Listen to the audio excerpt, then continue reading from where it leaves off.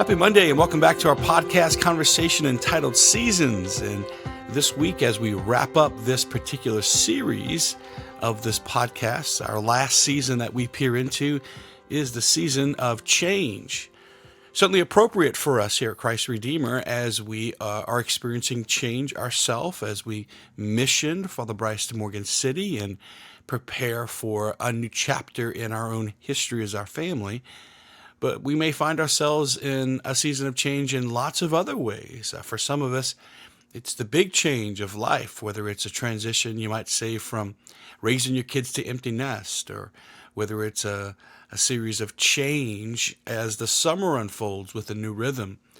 Maybe there's change in health or finances or in some deeply personal ways, but we all go through seasons of change. For the last 6 weeks, we've talked about how every Monday, that every season has a beginning and an end. And of course, the season of change has a beginning and an end.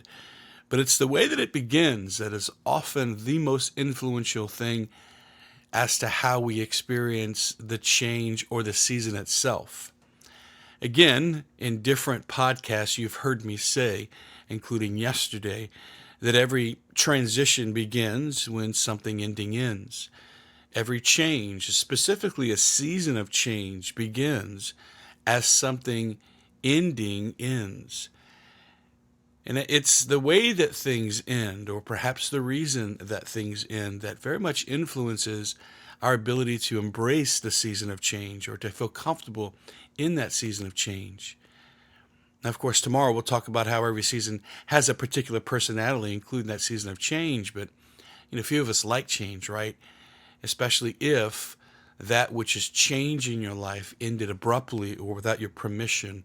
Perhaps that change was filled with some disappointment or pain or a variety of things that might be there. When something ending ends, that's what begins a season of change. And please God that new beginning for you has been filled with grace. It's also important for us to know that something is going to end eventually in a season of change. The season will come to an end. In other words, there'll either be a new normal, right, with the change, or the season of changing will come to its conclusion. And how the season ends also significantly dictates whether or not we'll return to looking back on this time in life with a lot of grace. How do you feel about change in your life? And how do you feel about the season of change in your life? It's important to know that while it has a beginning and an end, it's really important for us to get in touch with, in honesty, what's in our hearts regarding how it began, what facilitated the beginning of this season.